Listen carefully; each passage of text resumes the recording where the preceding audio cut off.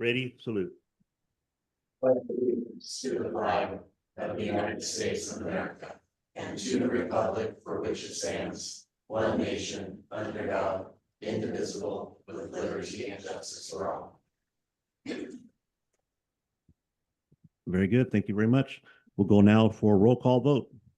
Thank you. Directors Pieza, I'm here. Director Fugazi was unable to make it today. Director Gonzalez was unable to make it today. Director Howard Sheklian,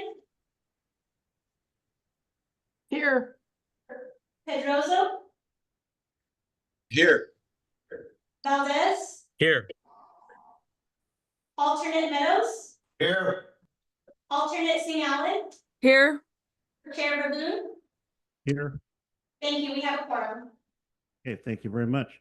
We're going now to item number 3, public comment. Person wishing to address the authority on any item of interest to the public regarding SJJPA and the San Joaquin Rail Service shall state their names and addresses and make their presentation. The authority cannot take action on matters not on agenda unless the action is authorized by section code 54954.2 of the government code.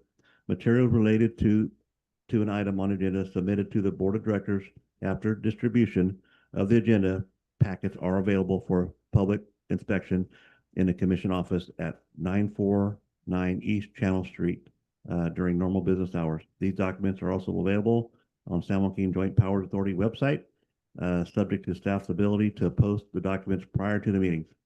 Public shall be limited to 3 minutes. Do we have anybody that is online that would like to speak? Nothing any online, but we do have one member in person. Okay, please state your name and address for the record. Thank you. He's coming up to a podium right now. Very good.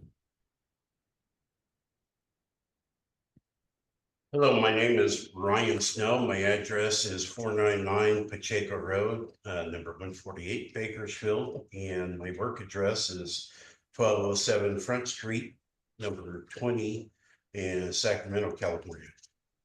It's 95814, I think. I want to talk today regarding several issues. And I'm talking to you as my professional position as the state chairman for the Brotherhood of Locomotive Engineers and Trainmen. I'm also talking to you as a frequent passenger of the San Joaquins or the Gold Runner, excuse me. With that being said, I only have 3 minutes and I probably used half that already in my introduction.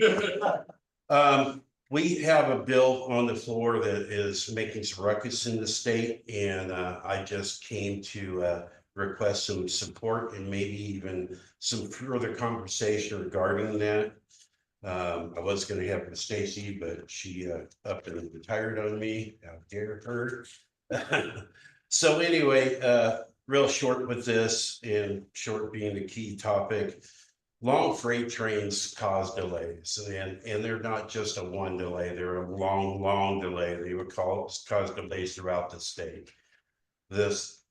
You know how the system works. The train pulls in the siding, the other train goes by. Well, these long trains don't fit. They hang out regardless of how great the dispatches are, or the planning, or the computer aided dispatching. It's just not good.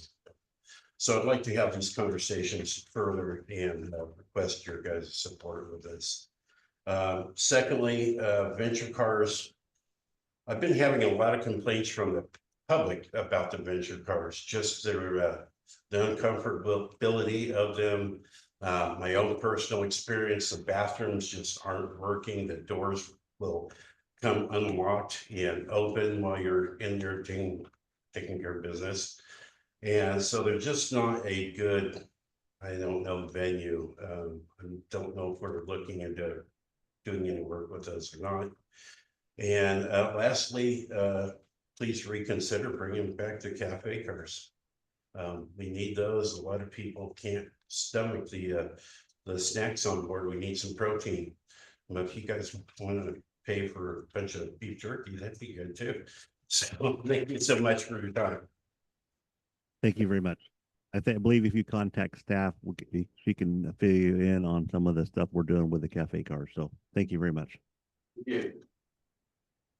Okay, any other comments? Seeing none. Okay, we'll move on now to the consent counter. All items listed on the consent counter are listed as one motion unless an item would like to be pulled up by any member of the board. What's your guys' these items? So moved, Valdez. Motion by Mayor Valdez, Second, Shucklian. second by Supervisor Shucklian. Madam Clerk, please call the roll. Thank you, Director Spiesa, Aye. Chapman. Pedrosa, Aye. Valdez, Aye. alternate Meadows, Aye. alternate St. Alvin. Aye. Going back up to Director Shuckman. Aye. Sorry. No problem. Chair Boone. Aye. And And before we finalize this, do we have any comments from the public? seeing no comments online or in person. Okay, item passes. We'll move on now to item 4.7, Washington update. Item 5. Item 5, sorry about that. Thank you, Chair. Good morning, board members. If you go to the next slide, please. As you know, each year the authority must submit an annual business plan on April 1st in its draft form to CalSTA, to the Secretary of CalSTA, and then it's in its final form on June 30th. The annual business plan is reviewed and approved by the state, and it's used to then develop an appropriation request to the state legislature, and this is required for you each year in order to continue managing the San Joaquins. Next slide. On March 11th, we did release the draft of the 2025 SJJPA business plan for public review. You then on March 19th approved that unanimously to be submitted to CalSTA, and we did that by April 1st. And then subsequently, after your approval, we did receive some additional comments from Caltrans and from a member of the San Joaquin Valley Rail Committee. These additional comments were included in your board packet as an attachment. Next slide. Based on the comments received, we did make some minor edits to the final 2025 business plan that really clarify and improve upon the text in the draft business plan. And in addition, we made some grammatical edits throughout for consistency purposes. The edits that we did make to the final really do not change the content in any sort of significant way from what you approved in the draft business plan. And we did include a clean version of the 2025 business plan as part of your board packet. Next slide. Just a couple of key examples of some of the changes made in Chapter 2, tables 2.3 and 2.4 were replaced with new tables with updated information. In the draft, we had the numbers from 2023. We updated those to 2024. Another good example is in Chapter 5 for figure 5.3, which is a figure really depicting the estimated 10-year capital improvement program for service goals. We replaced the figure with a figure that was more accurate because in the text, the 10-year program does not include the extensions to Chico or to Union City. And so we removed those to be consistent with the text in the draft business plan. Next slide. Fiscal impact, as I mentioned, adoption of the 2025 business plan is required for you to continue the management of the San Joaquins. And we are recommending that you adopt the resolution of the final 2025 San Joaquin Joint Powers Authority business plan as in your staff report. Before opening it to comments, I did want to just note that putting together both the draft and the final business plan is a team effort, but I wanted to in particular highlight the efforts of Angela Miller and David LaPerry on our staff who do a lot of the heavy lifting and putting this together. And I also did want to note as well before opening to questions as well, that for this particular item, we do need 7 board members at least to vote yes in order for this to pass, because by our enabling legislation, it requires 2/3 of the board members to pass it. And then I'll open up to your questions. Thank you, Dan. Very well done. This is an action item, so do we have board comments? Seeing no board comment, do we have any comments from the public? Seeing none online or in person. Okay, I'll bring it back to the board for direction. So moved, Valdez. Moved by Mayor Valdez, Second by Shucklian. second by Amy Shucklian, Supervisor Shucklian. Madam Clerk, please call the roll. Thank you. Directors Pieza, Aye. Shucklian, Aye. Pedrosa, Aye. Valdez, Aye. alternate Meadows, Aye.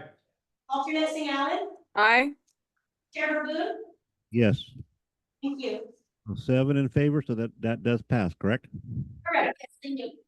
Okay, thank you. Thank you, Dan, and thank you, Angela and David, for your assistance with that too. We'll move on now to item number 6, and it's the fare increase proposal for San Joaquin's. David. Thank you, Chair and board members. So just as a little bit of background and history regarding the fare program and the fare grids that are associated with the San Joaquins, back in 2018, the authority adopted a distance-based fare system that replaced what the authority sort of inherited prior to its existence that really had fare setting in a non-uniform manner. So there really wasn't a methodology for how one trip was set compared to another, but you adopted a system by which each trip throughout the corridor is calculated with a distance by fare system. And then that system then sort of decreases. So the longer you travel on the San Joaquins, the lower that fare per mile rate is calculated. And this is really was meant to bring some equity to the way in which we set fares on the San Joaquins, as well as to provide a methodology for the future as the system adds stations or adds frequencies to really have a determined way by which we would say, well, this is the fare for that new journey. And this was done both for the train corridor as well as for the throughway bus corridors, but they have two separate fare per mile calculations. So the train is more expensive fare per mile than a throughway bus system, which sort of makes sense from an operating cost as well as sort of a usage perspective.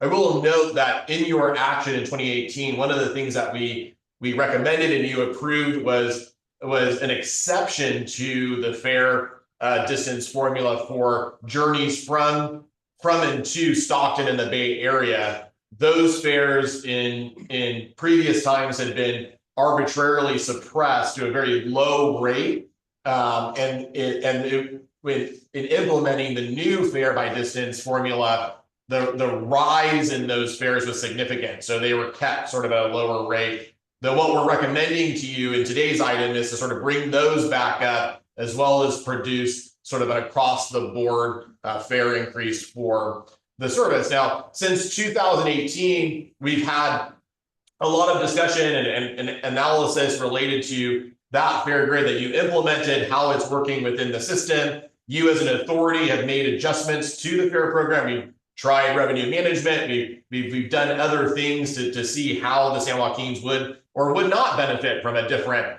fare setting methodology. But due to the pandemic, since 2018, you have not taken action to update or to raise fares on the San Joaquins. And this has really been in line with many other train and transit systems in California, where, due to regaining and the need to regain ridership from the pandemic, fares were set at sort of a stable rate.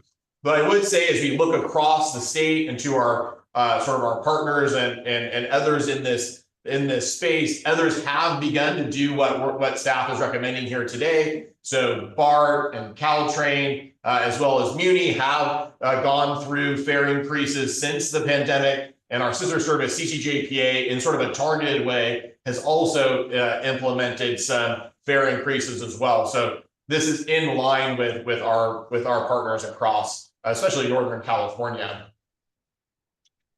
I would say, to sort of build upon that, from the perspective of how is the San Joaquins doing, you'll hear a little bit more about that in the next item. We are about 84% recovered from pre-pandemic ridership when you compare FY 18-19 to FY 23-24. And FY 24-25 is trending a little bit higher than that even. And I will note that this is only 6 trains compared to the 7 trains in 18-19, as well as a reduced throughway bus network. So that 84% is actually even more considering the reductions of service that you have implemented over the past several years. But I would also note that though ridership and revenue might be at, sort of near pre-pandemic levels, the San Joaquin's costs have risen significantly due to poor cost controls on the Amtrak side. This is something that we continually over the years have spoken to you about and try to work with our operator to reduce costs, as well as a new national cost sharing methodology that the authority was the only opposing member. So the way the cost setting is done for the intercity passenger rail program is it's done together in a body called SJJPA with Amtrak.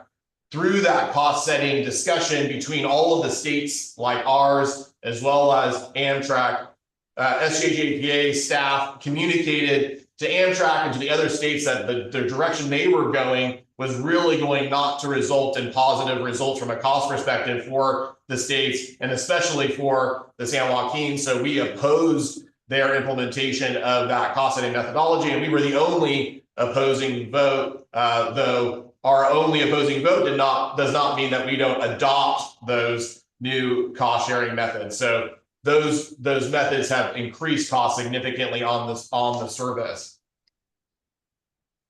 As we look at, well, then how would we recommend to you to raise fares in a deliberate way? Well, one of the measures that we look at is fare box recovery. The uniform performance standard for the intercity passenger rail program is 50%. And in the past, sort of pre-pandemic, the San Joaquin's has been able to reach that mark. Right now, we're currently sitting just below 35%.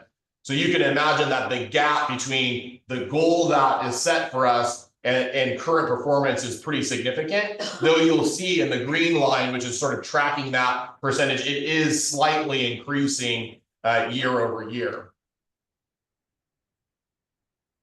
As we've analyzed sort of the current fares and revenues and looking at recommending a fare increase to you based off of the market conditions, that gap between just below 35% and 50% really is not an accomplishable goal in a single action or within one fiscal year. But this is just one action, one step to help us get ourselves on the way to reaching that goal. And the other recommendations that we would include, and you actually provided direction for us to do many of these, is one is the action that we're, this is an information item, but sort of the step that we're recommending today, which is a biannual fare increase for both the train and the throughway bus fares. Also a diversification of products. So, one of the things that we're working on right now is a business class study to have other products available for sale on the system, as well as reducing operating costs. So continuing to work with Amtrak, as well as our other third-party providers on the operating side to lower the operating costs, and then continuing the efforts on the marketing and outreach side to grow ridership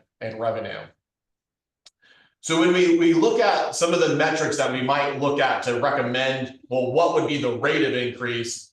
Well, one that we would like to recommend to you is an operating expense per passenger mile. So this takes the cost of the service and overlays that over the passenger's usage of the system. And it puts the passenger a little bit in the driver's seat and doesn't put all of these unintended or cost increases from Amtrak onto the passenger as a burden, but actually gives them some skin in the game, right? How much they utilize the system, the better this metric comes out.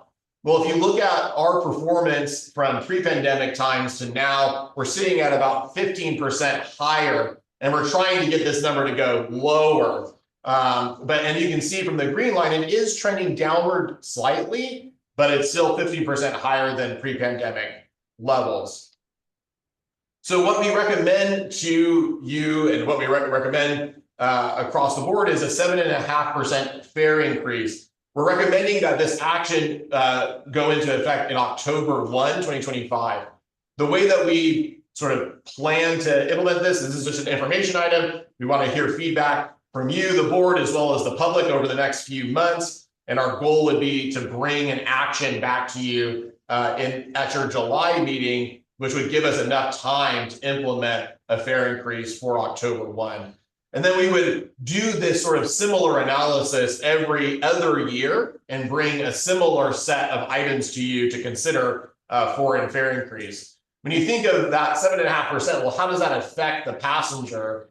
The largest increase for a single train ticket is $5.75, which is one of those trips from Stockton to the Bay Area. So that's an anomaly. But the average increase across the network is about $1.75. So it's a modest increase from a ticket to ticket perspective. And then on the throughway bus, the fare rate's much lower. So the increases are much lower in those corridors.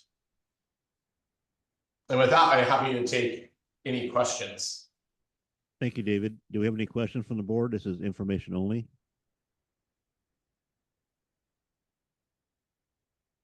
No questions? Do we have any questions from the audience? We have one member in person. We invite you up to the podium. Please state your name and your address for the record.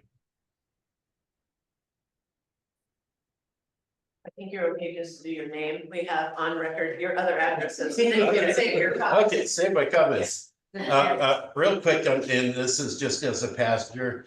I'm in favor of this for several reasons. One, Right, you will have to say this is your name. oh, Ryan Snow. Got Thank you. Got me all confused here.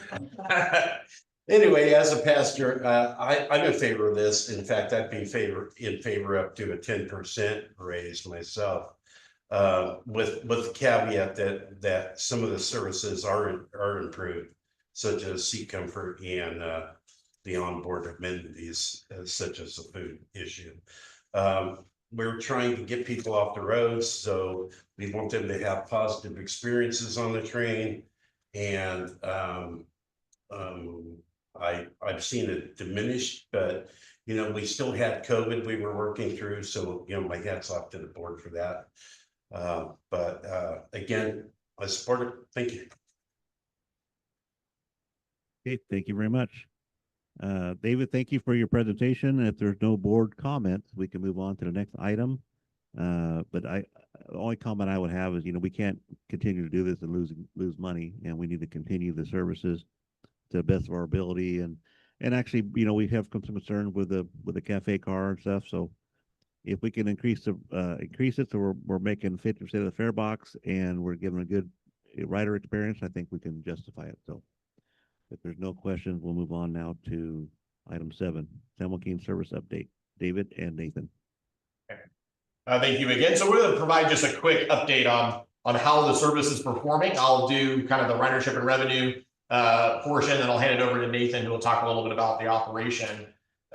So this is a table that we bring to you on a periodic basis that shows our year-over-year performance of the service. I think one of the things that you'll notice is that though we sort of have an up and down year in terms of year-over-year performance, not every month is exactly comparable to the prior month, right? Holidays shift between months over the course of different years, and so I think one of the things to focus on is that bottom number, where we are trending in a slightly positive direction year over year for both ridership and revenue. And there are several initiatives planned for the balance of this fiscal year to continue that positive trend for the service. Perhaps a little bit of an easier view of this is to look sort of at this view here, which shows the performance of ridership comparative to the forecast that was set within your business plan. So the forecast is there, like in the green line, and then the yellow bars are the performance of the service. So you can see several months we were meeting that ridership target for the service. I would say that that one caveat to the forecast is that we anticipated, and it was included in your last year's business plan, that the 7th round trip would have gone into effect. And we would anticipate as a staff that if that had gone into effect during this period, that we would have been met or exceeded forecast across this grid. But overall, we're seeing some positive results even compared to the forecast that we have set. Now, what's happening on the service side to sort of continue to promote the service, sort of maybe in ways that go beyond just our standard advertising program? Well, a couple of things coming up that we would like the board as well as the public to be aware of. One is that we have an upcoming Juneteenth Allensworth trip. You can see sort of a graphic for that on the right. This is a very exciting event that we're happy to continue to serve. The fares for this are typically much lower than what we see on the service, as well as all the discounts are also applicable. And we've really seen growth in ridership to this event year over year, and really positive. So if any of the board members or the public are looking for how can they book this trip, how can they make plans for this, feel free to reach out to staff. We'd be happy to provide that information. One of the things that really building on the success of Allensworth, we've been trying to find other areas in the corridor where we can have a similar partnership, where a partner is holding an event with a significant number of attendees, but access to that event might be challenging for some of their attendees. One of the partnerships that we've recently been working on is with the Castle Air Museum, who have several premier events throughout the year. It's in Atwater, just outside of Merced. And so we've been working with them as well as the bus in Merced to provide train travel, as well as that last mile from the Merced station out to Castle Air Museum. And really a great partnership across the board, both with the museum as well as with the bus, and how we might get passengers out there in a way that doesn't require them to drive, and maybe provides access to others who wouldn't otherwise be able to make that journey, which is a lot of what we see on the Juneteenth and other celebrations at Allensworth. We're really like, if it wasn't for the train service, folks wouldn't be able to make that trip. And I think we're looking for like a similar performance at the Castle Air Museum. It also exposes the service to folks who have never ridden the service before. Also, one of the trends that we have been tracking since the pandemic has been lower senior ridership as a part of the San Joaquin's rider profile. One of the promotions that's currently being run right now is a 50% off travel promotion for seniors in the midweek. So Tuesday through Thursday for the San Joaquin's is typically some of our lower days. And so we're offering this discount, which is something that has been accomplished by our sister service, actually SJJPA, over several years with a lot of success. So we're in market with this promotion, and we encourage those who fit that demographic to take advantage of the discount and ride the service. And with that, I'll hand it over to Nathan. Hey, David, I have a quick question. Yeah. What constitutes a senior? What age do you start at? 50? For the senior discount for the San Joaquin's, it starts at 62 years old. Oh, man. We have a lot of excitement here in the room. Look at the seniors, and they're younger than me, so. Yeah. Good morning. Before I jump into the numbers on how the service is performing for on-time performance, I wanted to give a little bit of a background on how we measure on-time performance. You might think it sounds pretty straightforward. If a train gets there to its destination on time or ahead of time, it should be considered on time. And if it's late, well, then it shouldn't count as an on-time train. But typically in the broader transportation industry, certainly in the rail industry, in the aviation industry as well, we have a little bit of grace time built into that on-time performance metric. The reason for that is to allow for minor delays that might be outside of the control of the operator, such as weather patterns, unforeseen maintenance issues. And this typically fits in line with the passenger's realistic expectations, as minor delays don't usually affect a traveler's travel plans. So for the San Joaquin's and in the rail network in general, usually that pad time or that grace time is in the 5 to 10 minute range. But as you start to get into these broader distances that some of the trains can travel, in the Amtrak network, trains that travel in the 250 to 350 mile range have a 15-minute grace time for on-time performance metric. And so that's where the San Joaquin slots in that 15-minute range. And so for measurement purposes, our trains, if they get to their final destination within 15 minutes of their scheduled arrival time, then they would be considered on time. Anything after that would be considered a late train. So we look at this measurement to measure the operational reliability of our service. We know from customer feedback that passengers want to arrive at their destination with some predictability, some reliability. This keeps them happy, of course. And also to identify areas in the system where maybe we need additional capacity or to address some operational patterns that are occurring that we can fix.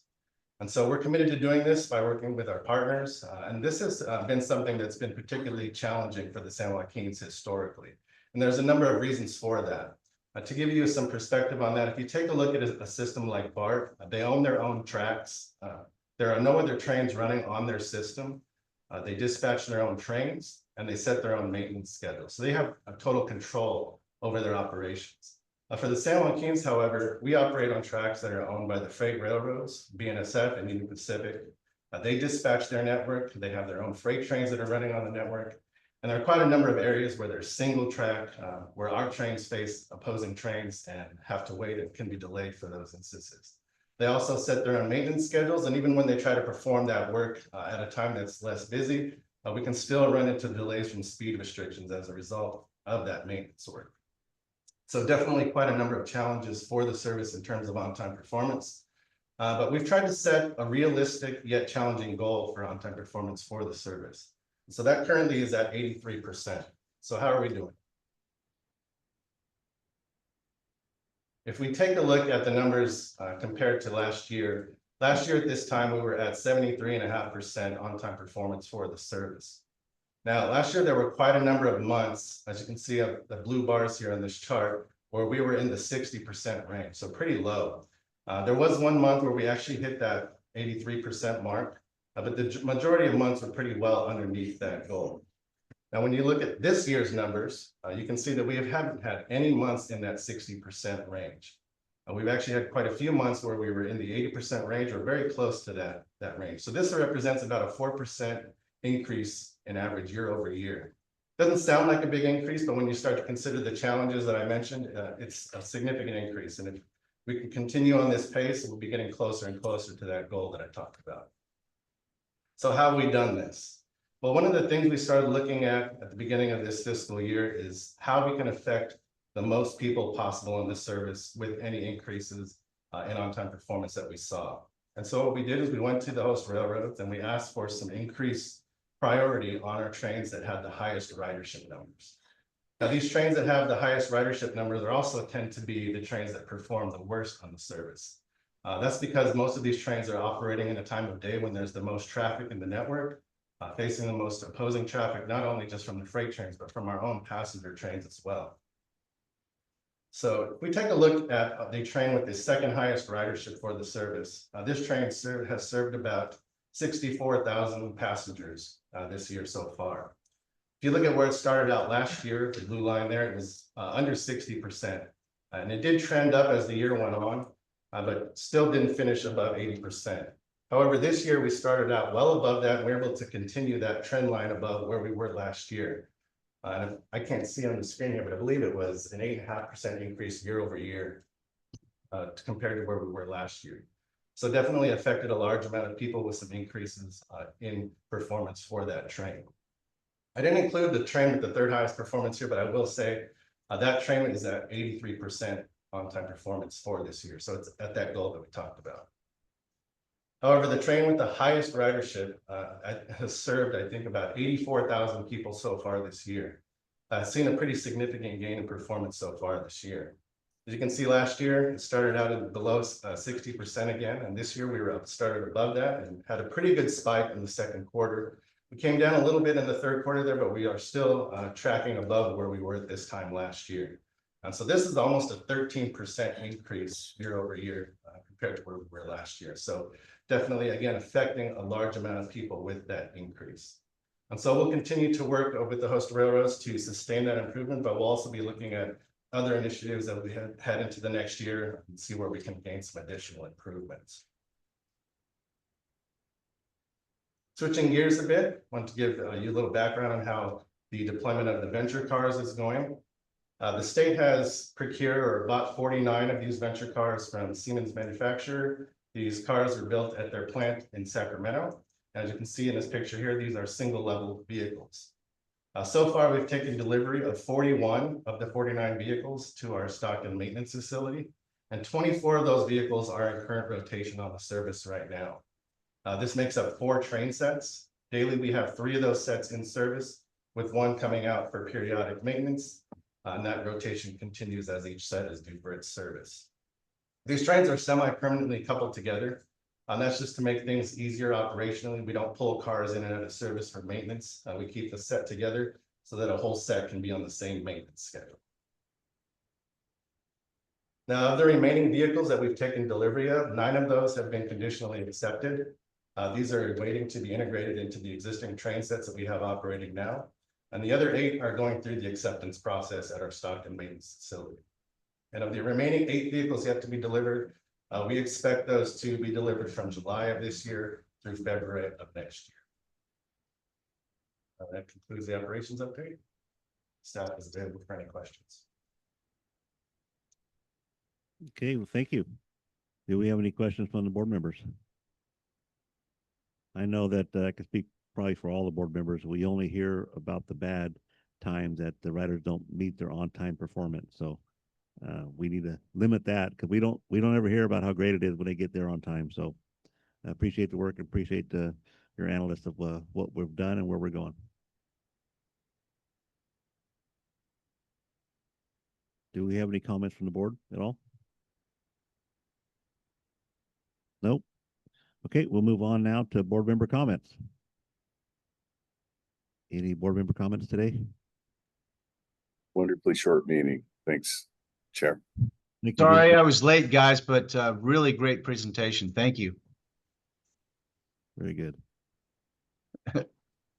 Okay, if there's no more comments, we'll go ahead to executive director's report. Thank you. I'll only need about 45 minutes. Just kidding. And you could go to the next Almost slide. done with this. We heard that. So one of the features of, come on, Terry. I want to introduce you to a new hire that's going to play a very critical role. I don't know if we always let you know, but the throughway bus portion of the budget for the San Joaquins is almost 25% of the total budget. And it's larger than some of the other rail systems in other states around the country. So it's sizable. And it extends up and down the state and even outside of the state with our Vegas run. So it can't be ignored as a critical component of the overall service, but it doesn't always make it into the pictures. You know, when you see the sexy advertising that David or Marcus brings, you usually see the train. But I think through his presentation, you see the throughway bus connections are critical. And so we brought on Terry Hayes, who you see at the podium there. Hello. To manage that for us. And she has experience all different facets of the bus network, from operations to oversight to strategic planning and service delivery. And her dad actually was an important part of the Amtrak Thruway Bus network some years ago. So she comes with good generational know-how, and we're very, very happy to bring her on board. We're sharing her on the A side, the connections in the Bay Area, the timed bus connections are again crucial to that train service being successful. So she's here to take us into the future to make sure those services make it onto all the marketing materials just as much as the trains do. So just a welcome to Terry, and we're happy to have her on board. Well, welcome. And that concludes my report. Thank you, Stacy. At this time, we'll go to adjournment. The next regularly scheduled meeting will be July 18th, 2025, 1:15 p.m. in Merced, California. You guys make good choices this weekend. Have a good time, and we'll see you in July. Thank you.